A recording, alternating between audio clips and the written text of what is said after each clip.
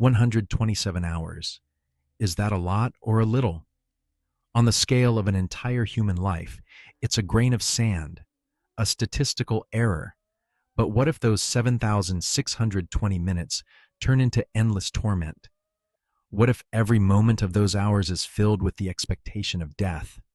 In April 2003, Aron Ralston, an experienced mountaineer and adventure seeker, could not even imagine what choice fate would put before him.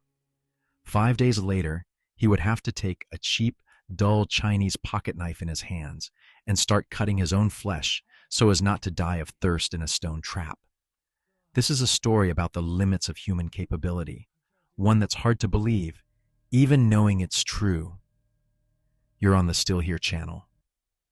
Don't forget to subscribe and hit like.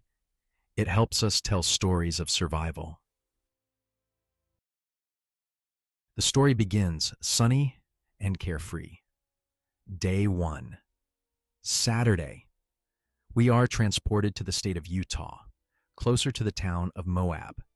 The local landscapes resemble Mars, endless desert canyons and red rocks. Aron Ralston is 27 years old. He is in excellent shape, ambitious, and loves solo travel with a light touch of extreme adventure. He enjoys challenging nature alone. This time, his goal is Blue John Canyon. The route was planned as an easy walk, so Aron makes a classic mistake. He neglects his gear. In his backpack, there is only a basic one-day set: a homemade muffin, a couple of chocolate bars, 2 burritos, and a 1-liter bottle of water.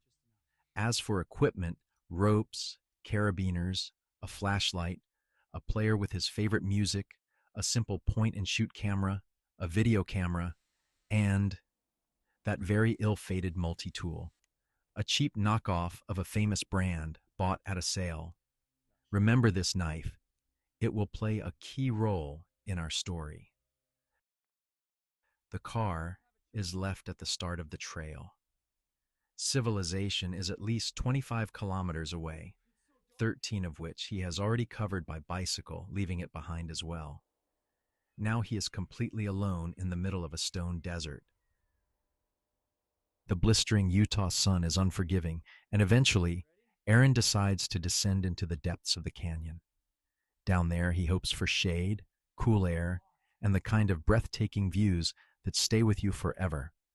But in these slot canyons, there is no turning back, only the path forward, through narrow, claustrophobic cracks in the earth. He approaches another drop-off. The descent looks simple enough, but it requires technique. To drop down to the next level, he has to brace himself against a massive boulder wedged between the canyon walls. It looks solid, stable as the thousands of other stones he's climbed before.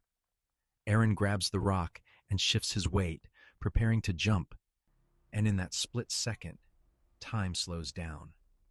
The boulder, once seemingly a permanent part of the cliffside, suddenly gives way. It breaks free from its ancient trap and begins to slide with a monstrous, terrifying inevitability. It falls directly toward Aron, who has already let go, landing on the floor of the narrow crevice just as the trap snaps shut. Instinct gives a clear command. Push the rock away from your head with your hands. The next few seconds were etched into memory as an interminably long episode in slow motion. Here the boulder slams the left hand against the canyon wall. Aron, by some incredible effort, manages to yank it free.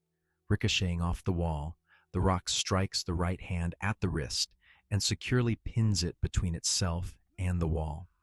For several dozen centimeters, until the boulder finally wedges itself between the walls, it drags the mangled hand along with Aron. That's it. Oh God, my arm! I'm in panic, in rage. I grimace in pain and let out a piercing roar. My brain orders my body, pull it out immediately. 3 times I jerk my arm in the naive hope of pulling it free. But the arm was jammed, recalls Aron. Shock gradually gives way to a feverish search for a solution. Somewhere in his subconscious surface, stories of people who, under stress, lifted cars, riding an adrenaline peak, Aron tries to become such a superhero. He pounds on the rock, shoves it with his shoulder, kicks with his legs, braces against the walls, trying to move the boulder even a millimeter. But you can't cheat physics. Human strength isn't enough. The stone plug is stuck fast. When the adrenaline drains away, thirst arrives. Aron is exhausted. Reaching his backpack with one hand is quite a quest, but he manages. He pulls out the bottle and greedily, in 3 huge gulps, drains a third of it. A mistake. A big mistake. But thinking about rationing is impossible right now. It's time to assess the damage. The sight is horrifying. The fingers of his right hand are visible beneath the rock, but they're twisted at an unnatural angle. They've already begun to turn gray. There's no sensation. That means only one thing. Blood flow is cut off. Nerves are crushed. The hand is, in essence, already dead, isolated from the body. Hope that a sluchiny tourist might pass by is ghostly thin. This place is no man's land. Today, the only adventurer here was Aron himself. After just an hour of captivity, Aron's mind, cold and calculating, produces a terrifying but logical option: amputation. Cut off the hand to free the body. But how? With what? That dull knife? And most importantly, how do you bring yourself to do that when you're still full of strength? He drives the thought away. No, there has to be another way, he thinks. Aron takes out his folding knife and starts picking at the rock around his hand. Maybe he can chip off a piece of the boulder or widen the crack in the wall. The next hours turn into a monotonous grinding of metal against stone, but Utah sandstone proves stronger than cheap Chinese steel. The knife dulls, and the rock isn't even scratched. By evening, the full horror of the situation sets in. His dead hand has become a chain holding him more securely than any shackles. One of the knife's blades is already broken in the battle with the stone. The wind rises, flinging prickly sand into his face. Night falls, and with it comes a new torment. Aron has been on his feet all day. It's so narrow here that he can neither sit nor lie down. His legs throb and begin to fail him. He has to improvise. Using his climbing harness and carabiners, he rigs a kind of hammock, anchoring it to a crack above his head.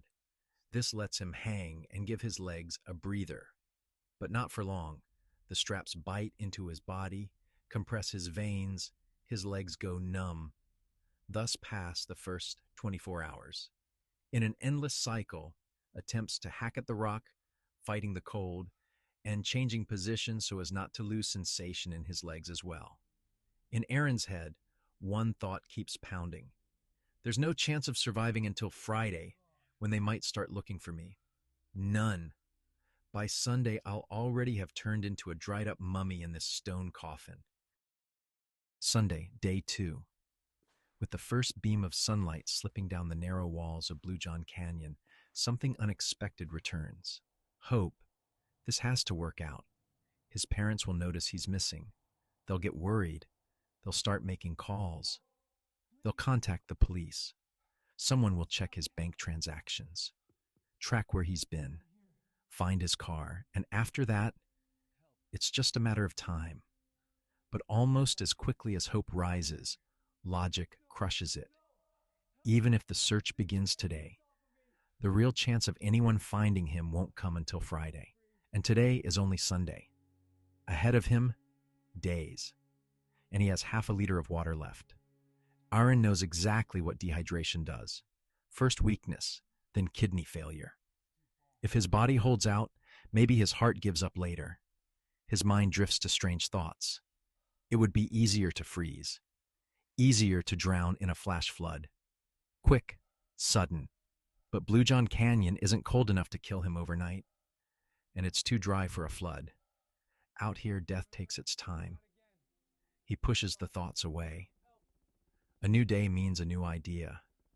If he can't break the boulder, maybe he can move it. Pinned against the canyon wall. Severely dehydrated with only one free hand, he begins building a pulley system from climbing rope and carabiners. Any climber knows how much strength and precision that setup requires. Aron assembles it through grit alone. He pulls.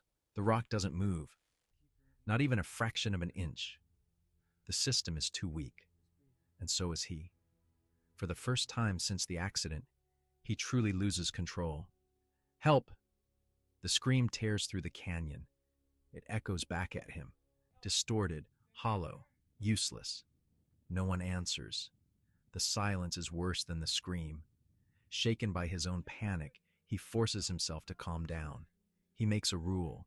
He will shout for help only once a day, no more. He has to protect his sanity. Then the thought returns. Amputation. A piece of climbing rope could work as a tourniquet. The knife could cut through skin and muscle. But how do you cut through bone? And even if he manages it, he still has to hike at least 4 hours back to his car. He imagines it too clearly. Blood smeared across canyon walls, torn muscle, white bone exposed.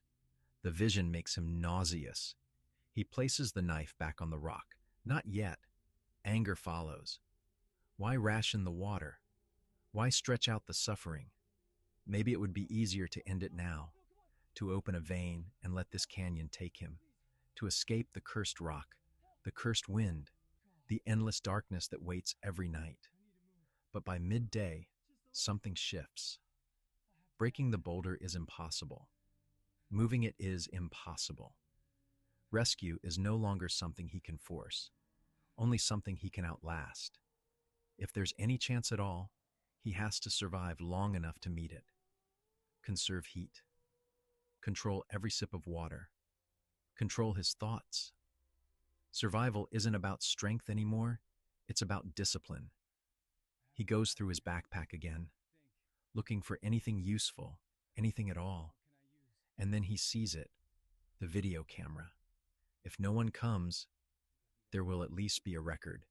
He turns it on, looks straight into the lens. Mom, Dad, I love you. I don't know what it was in me that brought me here. I've always left home chasing risk, chasing adventure. That's the only time I ever felt truly alive. A pause. It was stupid. So stupid. On this second day, hope changes shape. It's no longer about being rescued. It's about choosing to fight. And as long as he's still breathing, this story isn't over. Monday, day 3. Sleep barely exists anymore. He doesn't really wake up because he never truly falls asleep. His body shuts down in fragments. 10 minutes here, 15 there. Then the cold pulls him back, or the pain, or the thirst. His thoughts are no longer clear. They blur together. Images of water keep surfacing in his mind. Rivers, fountains, condensation on a glass, rain sliding down a window. His brain won't let it go. Every drifting thought circles back to the same thing. Water. Strangely, hunger isn't the real problem. 2 burritos have stretched far longer than he expected. Food fades into the background. The body can negotiate with hunger. It cannot negotiate with thirst. The nights are getting harder. There's no snow, no dramatic winter storm. But desert cold is deceptive. It seeps in quietly. It drains heat from the body, inch by inch. By the 3rd night, it feels worse than the first. Aron starts cutting apart anything he can reach. Straps, fabric, plastic coverings. He wraps layers around himself, crude insulation against the cold rock, pressing in from every side. He winds rope around his legs to create some kind of barrier, something that might hold warmth in. It's not comfort, it's improvisation.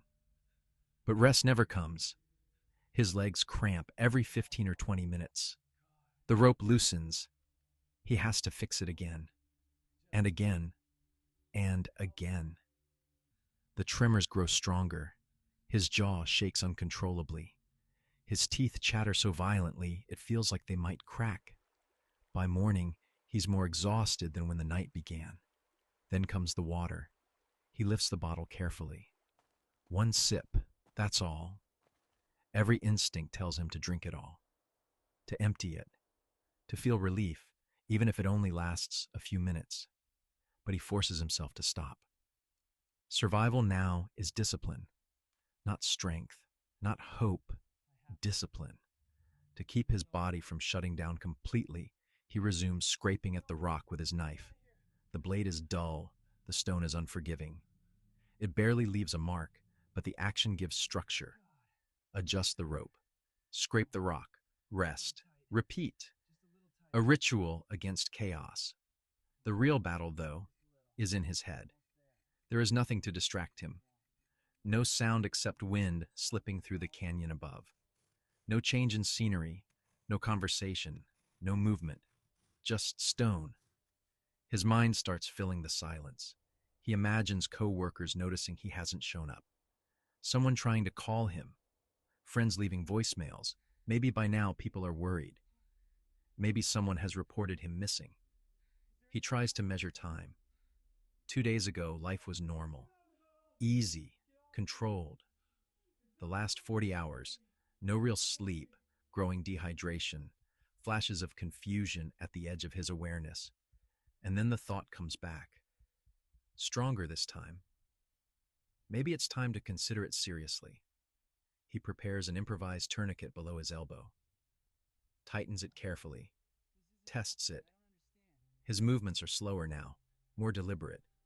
He picks up the knife, opens the long, dull blade. He stares at it for a long moment before bringing it toward his trapped arm. He presses. Nothing. The blade slides uselessly. It isn't sharp enough. Not even close. The plan collapses instantly. For a moment, he just stares at the knife. Is it relief? Or is it something worse? Defeated, drained, and colder than he remembers ever feeling, Aron reaches for the camera again. He turns it on. God, I'm really in trouble. His voice sounds thinner now. I think I'm going to dry out here in a few days. He pauses. If I had a way to end this, I probably would. Maybe tomorrow evening. Something like that. Another pause. It's bad out here. It's cold. It's hard. He looks around at the stone walls pressing in from every side. It doesn't get worse than this. Day 3 doesn't take away hope. It reduces it, strips it down. What's left is no longer optimism. It's endurance. And the canyon is still silent. Tuesday, day 4. By now, sleep is no longer part of the equation. Aron isn't awake, but he isn't asleep either. He's suspended somewhere in between, in a thin, fragile state where reality is still visible, but distorted. His inflamed brain continues to process the canyon around him, yet overlays it with fragments of the past, old memories, familiar voices, snippets of songs he hasn't thought about in years. His eyes are red and sunken. His resting heart rate hovers around 120 beats per minute. There is no moisture left in his body, not even enough for tears. Time feels broken. The only thing keeping his mind tethered to logic is a single strange question he keeps turning over. Should he drink it? The urine he collected the day before into a reservoir built into his pack. It's not the taste that worries him. It's the science. If the salt concentration is higher than his blood, it could accelerate dehydration. And then there are toxins, waste filtered out by kidneys for a reason. What happens when you put that back into your system? He still has a few small sips of clean water left. He decides to stretch them as long as possible. But that night, the line moves. He takes the first swallow. The liquid is sharply salty. Bitter. It tightens his jaw involuntarily. It's unpleasant, but not violent. His body doesn't reject it. That's enough. He tells himself he'll ration the last of the clean water for another 12 hours.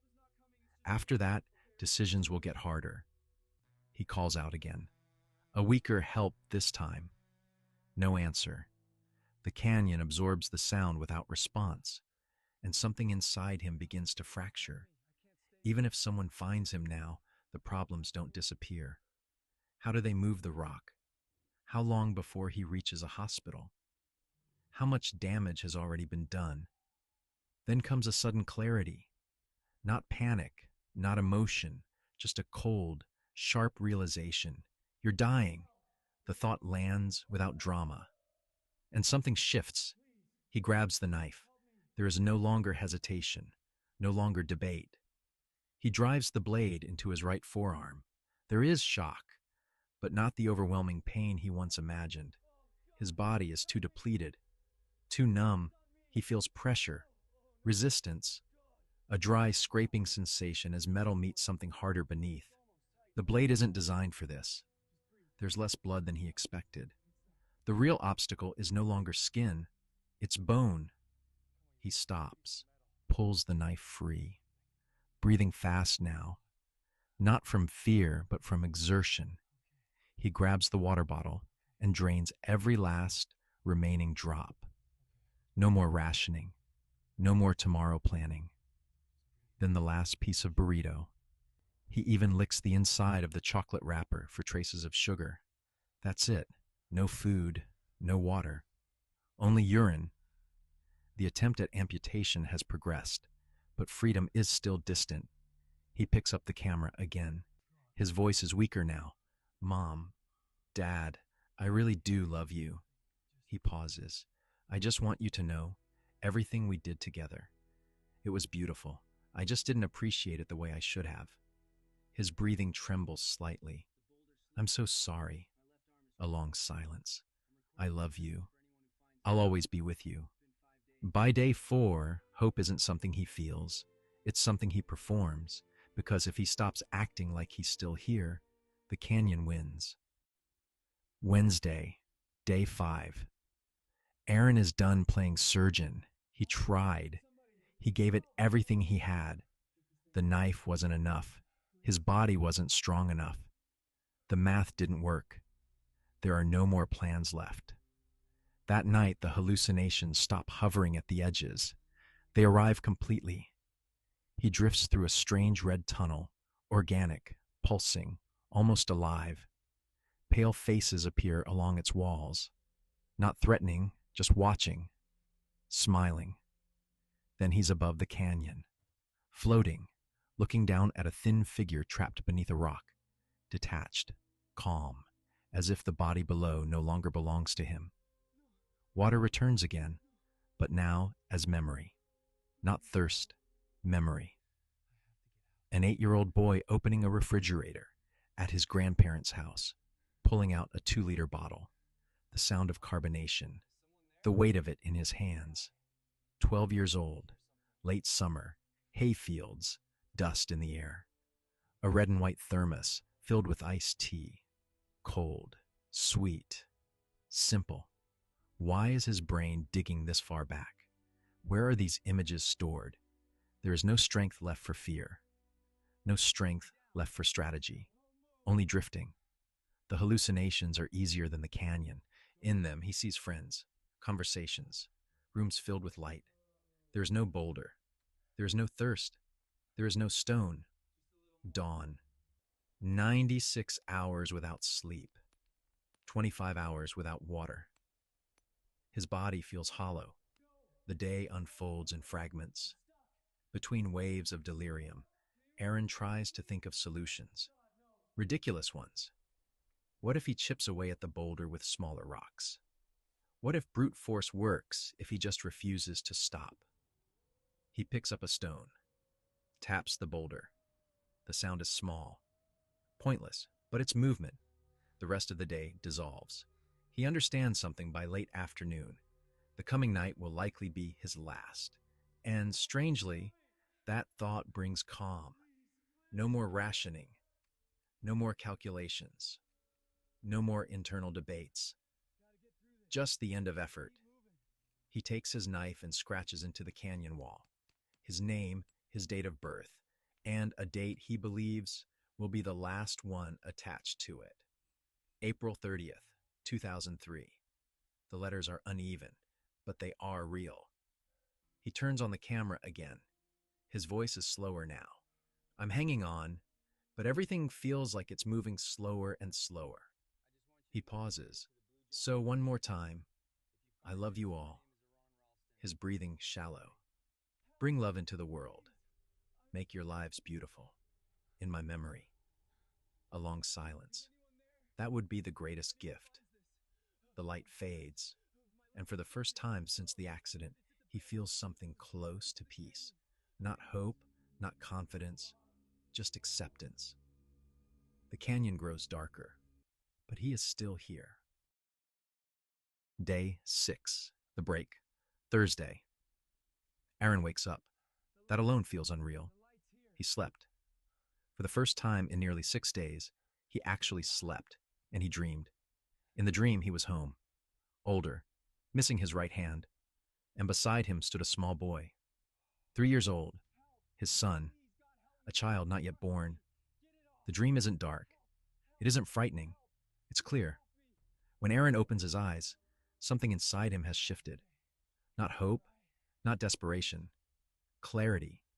He begins clearing small stones from around his trapped arm, not to cut, just to move, to understand the space. The tissue no longer feels the same. There is less sensation, less resistance. The dull blade that once failed now moves differently. And then the realization hits him with stunning simplicity. He doesn't need to cut through the bone. He needs to break it. He braces himself against the canyon wall, twists his body, uses every ounce of leverage he has left, and pushes. A sharp crack echoes through the narrow slot canyon. Then another. Dry, final. The barrier is gone. Now the knife has a purpose. He works quickly, methodically.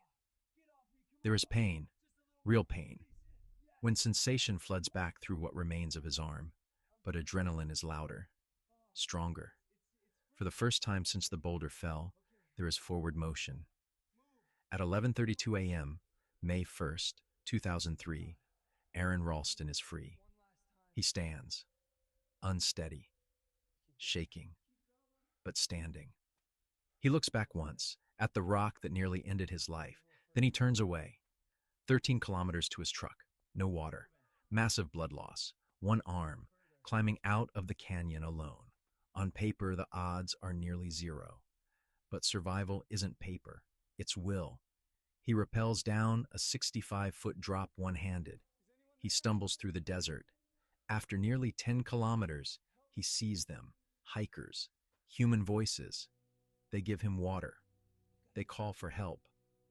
A helicopter appears over the canyon, then a hospital, surgeries, recovery.